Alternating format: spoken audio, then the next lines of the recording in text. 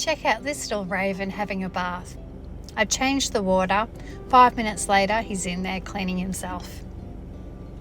I was just researching about birds in general and bathing, and something I found out, which I hadn't known, is that the bird bath should be narrow and not too deep.